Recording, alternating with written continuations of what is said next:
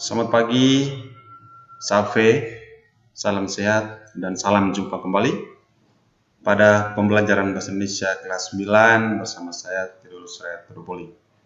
Para siswa sekalian, pada pertemuan kita kali ini, kita akan kembali melihat pembelajaran Bahasa Indonesia terkait dengan teks cerpen. Oke, para siswa sekalian, kita lihat beberapa menu. Yang pertama ini ada kompetensi dasar, indikator, tujuan pembelajaran, dan materi ajar. Selanjutnya kita lihat pada kompetensi dasar kali ini di KD 3.6 menelaah struktur dan aspek kebahasaan cerita pendek yang dibaca atau didengar.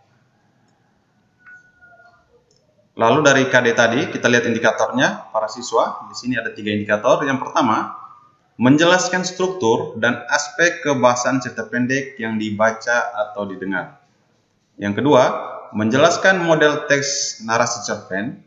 Dan yang ketiga, menjelaskan kerangka cerita pendek berdasarkan pengalaman atau gagasan. Nah, dari indikator tadi, setelah mengikuti proses pembelajaran, peserta didik diharap dapat, yang pertama, menjelaskan struktur dan aspek kebahasaan cerita pendek yang dibaca atau didengar. Yang kedua, peserta didik diharapkan dapat menjelaskan model teks narasi cerpen. Dan tujuan pembelajaran yang terakhir, yang ketiga, peserta didik diharapkan dapat menjelaskan kerangka cerita pendek berdasarkan pengalaman atau gagasan. Para siswa sekalian, setelah kita mengetahui kompetensi dasar, indikator, dan tujuan pembelajaran, kini kita lihat yang berikut, kita masuk pada materi ajar. Kita lihat yang pertama, menelaah struktur cerita pendek. Ya. Jadi kalau berbicara tentang struktur, berarti kita akan lihat bagian-bagian dari teks cerita pendek itu. Ya. Seperti halnya dengan jenis teks lainnya, teks cerpen juga memiliki struktur dan aspek kebahasaan yang menjadi ciri khas. Karena teks cerpen termasuk jenis teks narasi, strukturnya pun memiliki kesamaan dengan jenis teks narasi lainnya. Dan untuk mengetahui lebih mendalam, para siswa ya terkait dengan struktur dari teks cerita pendek, kita cermati bagan teks cerpen berikut ini. Para siswa sekalian, kita lihat untuk struktur dari cerpen atau cerita pendek. Yang pertama, ada namanya bagian orientasi. Lalu yang kedua, ada komplikasi. Yang ketiga, ada evaluasi. Dan yang keempat, resolusi. Nah, kita lihat yang pertama pada bagian orientasi ini. Nah, pada bagian orientasi ini, dia berisi pengenalan tokoh dan latar cerita. Ya, jadi pada bagian orientasi ini, tokohnya diperkenalkan. Ya. Selain tokoh, bisa juga pengarang memperkenalkan latar ceritanya. Ya, peristiwa yang terjadi di mana atau kapan peristiwa itu terjadi. Nah, ini pada bagian orientasi. Dia berisi pengenalan tokoh dan latar cerita. Nah, struktur yang kedua, komplikasi. Nah, pada tahap ini ditandai dengan reaksi tokoh terhadap konflik. Tahap konflik dimulai dari munculnya konflik, peningkatan konflik hingga konflik memuncak atau sampai pada klimaksnya. Ya, sehingga kalau secara lebih sederhananya, komplikasi ini bisa sering dikatakan sebagai peristiwa terjadinya konflik dalam sebuah cerita. Ya, yang dimana pada pembelajaran terlebih dahulu kita sudah mengetahui alur-alur dari sebuah cerita. Ya, dalam hal ini kita bisa mengetahui unsur intrinsiknya. Yang ketiga, evaluasi. Ya. Pada struktur evaluasi, ya, tahap evaluasi ini ditandai dengan adanya konflik yang dimulai arahkan pada pemecahannya. Ya, jadi sekali lagi, pada tahap evaluasi ini ditandai dengan konflik yang mulai diarahkan pada pemecahannya. Ya, artinya apa? Artinya bahwa di sini sudah dimulai cari jalan keluar dari peristiwa atau konflik yang terjadi pada bagian komplikasi tadi. Nah, lalu struktur yang terakhir adalah resolusi. Pada tahapan ini ditandai dengan upaya pengarang untuk mengungkapkan solusi dari berbagai konflik yang dialami tokoh. Ya, jadi di sini penyelesaiannya, solusinya seperti apa. Nah, para siswa sekalian, jadi ini terkait dengan struktur dari cerpen. Ya. Yang pertama ada orientasi berisi pengenalan tokoh ataupun latar. Pada bagian komplikasi, nah, struktur yang kedua komplikasi. Pada komplikasi ini mulai terjadi konflik atau permasalahan yang dimulai dari awal konflik sampai dengan puncak konflik yang terjadi pada cerita pendek. Setelah peristiwa itu terjadi, masuk yang ketiga bagian evaluasi dalam struktur cerpen. Evaluasi ini ditandai tadi dengan mulai dengan proses penyelesaian masalah dalam cerpen. Dan terakhir bagian resolusi, ya, atau solusi atau penyelesaian yang terjadi dari peristiwa yang terjadi dalam cerpen.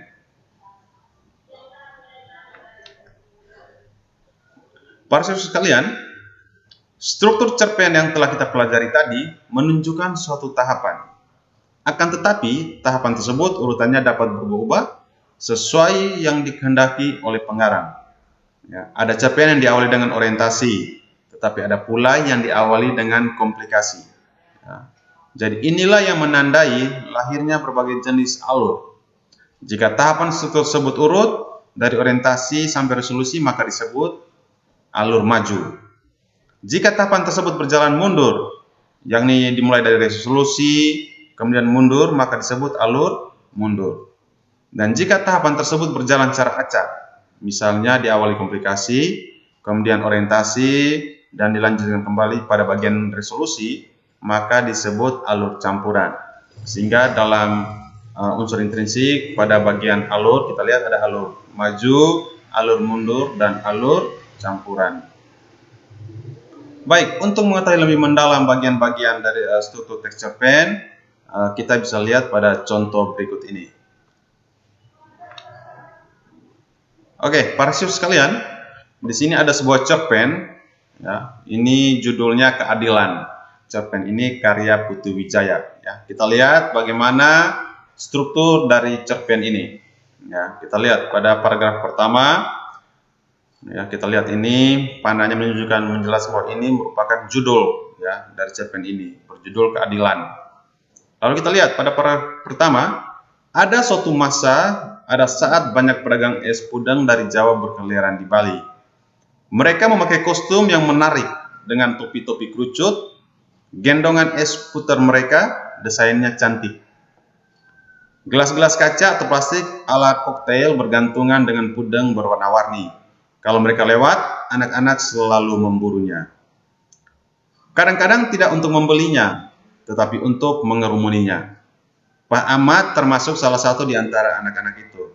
Tanpa merasa malu, ia ikut berebutan untuk membeli es pudeng puter dan merasakan suasana cerianya.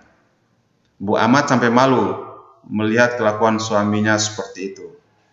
Oke, para siswa sekalian, kita mencoba mengidentifikasi struktur dari teks cerpen ini ya. Di sini kita lihat di sini bagian orientasi. Ya. Mengapa pada bagian ini disebut bagian orientasi? Pada struktur sebelumnya kita sudah mengetahui bahwa pada bagian orientasi ini dia memperkenalkan baik tokoh maupun latar. Nah, di sini kita lihat ada suatu masa, ada saat banyak pedagang es pudang dari Jawa. Maka di sini di awal cerita pengarang coba memperkenalkan tokohnya. Nah, di sini kita lihat tokohnya siapa? Pedagang es, ya, yang berasal dari Jawa.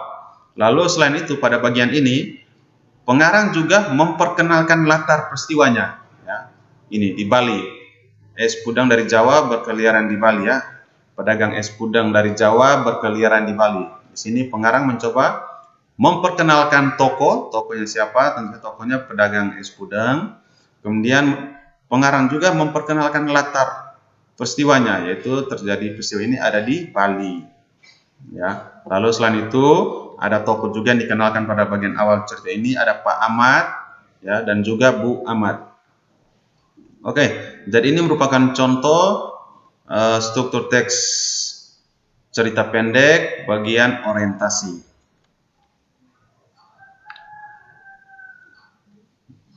Lalu yang berikut kita lihat pada teks ini, teks yang berikut ini. Ini merupakan masih kelanjutan dari cerpen tadi yang berjudul keadilan. Kita lihat, jangan ribut, teriak Pak Sersan membentak anak-anak yang berdatangan itu. Ada orang sakit di dalam. Ya. Kita lihat, ini merupakan bagian komplikasi. Ya. Jadi pada teks ini, di sini sudah mulai terjadi permasalahan. Ya. Tadi kita lihat bagian komplikasi ini dia memuat tentang permasalahan atau konflik yang terjadi dalam cerita pendek. Ya, jadi adik-adik bisa membaca teksnya ini merupakan contoh konflik yang terjadi. Mengapa dikatakan konflik? Karena akan ada pertikaian antar tokoh. Ya, kita lihat sini beberapa dialog tokoh, ucapan tokoh yang menjadi konflik dalam cerita ini. Ya, kita lihat, sabar-sabar, kata tukang es pudeng. Satu persatu semuanya nanti dapat. Ya, lalu kita lihat, aku dulu, kata anak-anak sambil mengancungkan uangnya. Lalu kita lihat lagi, aku dulu, teriak Pak Sersan marah. Pudengnya yang merah. Tukang pudeng agak panik. Ia mengambil pudeng berwarna orange. Merah, teriak Pak Sersan. Ya, jadi sini para tokoh sudah mulai ada konflik ya, dengan pedagang es pudeng tadi. Sehingga pada bagian ini kita bisa katakan sebagai bagian komplikasi. Ya, oke. Ini juga masih bagian komplikasi para siswa-siswi sekalian. Ya, pada teks ini. Nah, ini juga bagian ini juga masih bagian komplikasi.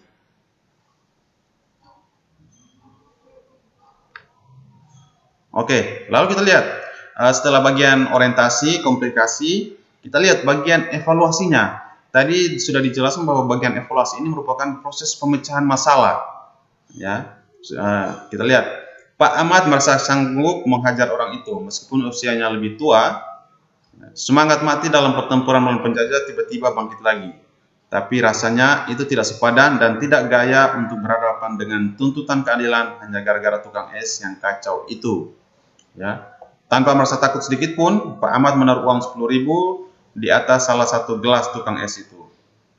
Lalu dengan perasaan hancur lebur, ia berbalik dan pergi. Siap menghajar kalau tukang es itu mencoba menyerangnya, tetapi tidak. Ya, ini merupakan struktur evaluasi dari konflik yang terjadi pada bagian komplikasi tadi.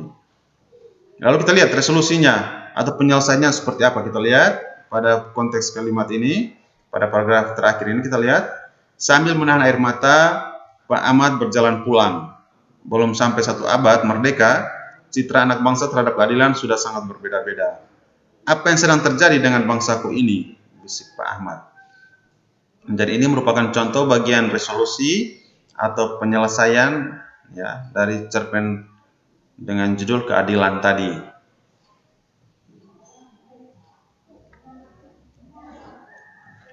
Baik, para siswa sekalian, setelah mengetahui struktur dari teks cerita pendek, kita lihat yang berikut. Yang kedua, menganalisis unsur kebahasaan cerita pendek. Ya, oke, kita lihat bagaimana ciri kebahasaan pada teks cerita pendek. Yang pertama, menggunakan kata ganti orang. Yang kedua, menggunakan kalimat deskriptif. Yang ketiga, menggunakan kata atau kalimat ekspresif.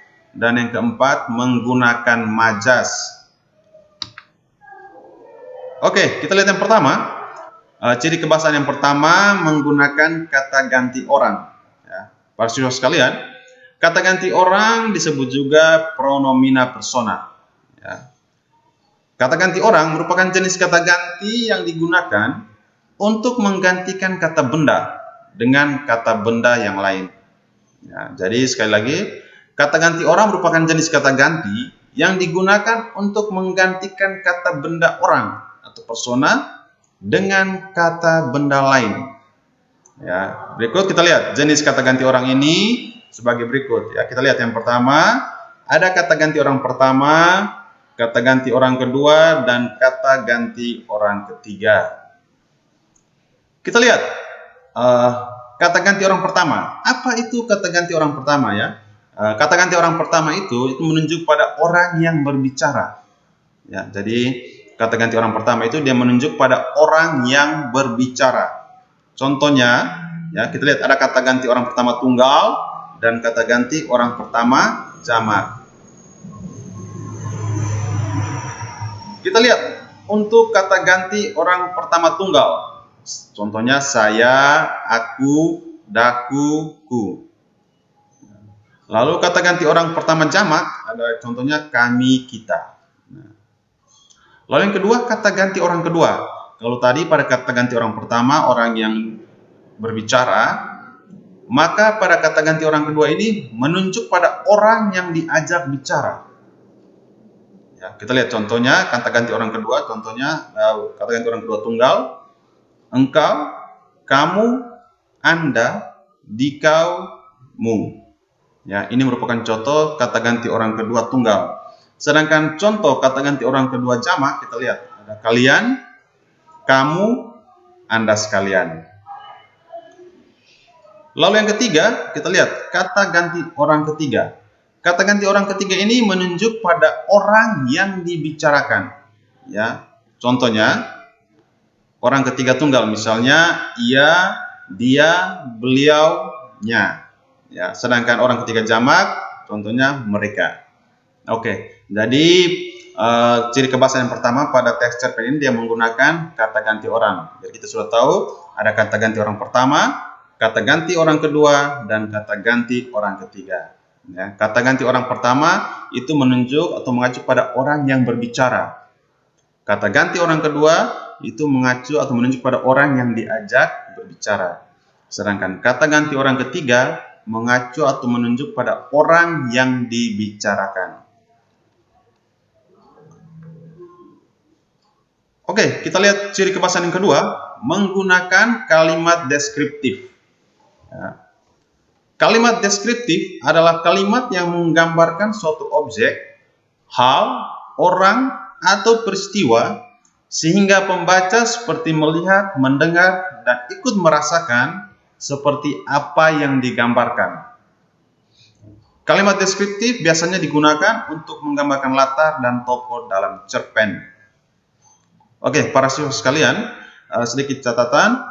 Untuk lebih memahami terkait kalimat deskriptif, Anda bisa memperhatikan contoh yang terdapat dalam buku Mahir Berbahasa Indonesia kelas 9 halaman 86.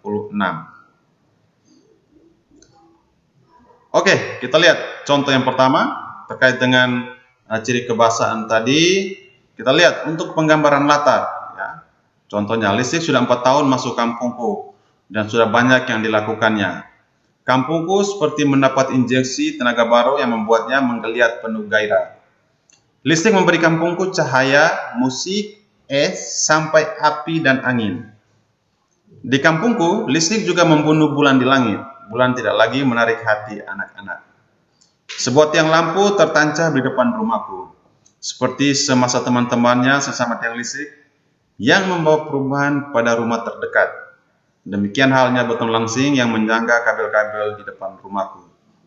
Oke, jadi ini bagaimana contoh penggambaran latar. Kita lihat ada di kampungku, ya, lalu ada juga penggambaran latarnya di depan rumahku. Ini contoh penggambaran latar.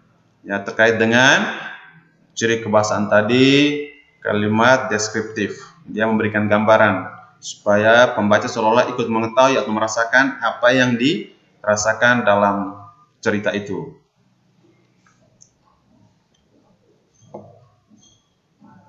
Yang kedua, penggambaran tokoh. Ya, kita lihat contohnya. Wajahnya kasar-kasar seperti tengkorak. Kulitnya liat seperti belulang. Pipinya selalu menonjol oleh susur tembakau yang ada dalam mulutnya. Ya, di sini kita lihat bagaimana penggambaran tokoh ini. Di sini penulis menggambarkan tokohnya wajahnya kasar-kasar seperti tengkorak. Ketika kita membaca konteks kalimat ini, pasti dalam benak kita sudah ada gambaran tokoh. Ya, wajahnya yang kasar, lalu kulitnya seperti belulang, pipinya selalu menonjol. Ya, lalu kita lihat sini juga, jalannya tegak seperti seorang maharani yang angkuh. Nah, dari penggambaran ini kita bisa mengetahui cara jalan dari tokoh ini. Ya. Lalu kita lihat di sini yang dihitamkan, prestasinya menyembuhkan orang-orang sakit secara gaib. Ya.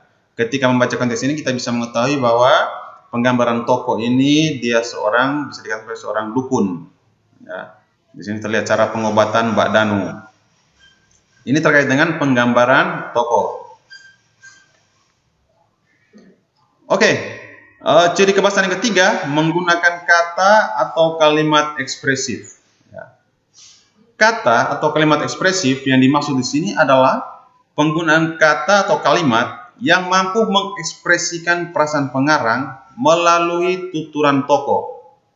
Ya, biasanya pengarang menggunakan kata seru, kata serapan, atau penggunaan simbol-simbol tertentu. Ya. Untuk lebih memahami, bisa perhatikan contoh berikut ini. Ya. Di sini bagaimana penggunaan kalimat kata atau kalimat-kalimat ekspresif. Ya, yang mengekspresikan perasaan pengarang melalui tuturan dari tokoh. Ya, kita lihat ada kata ngeong keluar dari mulut Nah mendirikan bulu-bulu di kulit penonton. Rasakan, ya kita lihat ini ada kata rasakan. Ya, ini bagaimana tuturan dari Mbak Danu. Serum Mbak Danu bengis dan sapu lidi terus-menerus menghantam Nah dengan irama rumba. Ya, kita lihat ini beberapa contoh tuturan. Lalu minggat, ayo minggat. Ya, bagaimana ekspresi dari tokoh dalam cerita ini. Oke, yang berikut kita lihat ciri kebahasan yang berikut, menggunakan majas. Ya, oke, majas merupakan pemanfaatan kata atau kalimat untuk memperoleh efek tertentu. Dengan majas, teks akan memiliki efek lebih indah, imajinatif, atau ekspresif. Ya. Berikut beberapa majas yang sering digunakan dalam cerpen. Ya. Kita lihat yang pertama, misalnya contohnya repetisi. Ya. Apa itu majas repetisi? Repetisi adalah majas perulangan kata atau kalimat yang dianggap penting. Ya. Contoh, aku pergi tanpamu, aku datang tanpamu, aku memetik gitar tanpamu. Ya, di sini ada pengulangan kata aku. Ya, aku pergi tanpamu. Lalu diulang lagi pada aku datang tanpamu. Ya, kata aku ini diulang kembali. Lalu aku memetik gitar tanpamu. Di sini kata aku juga mengalami pengulangan.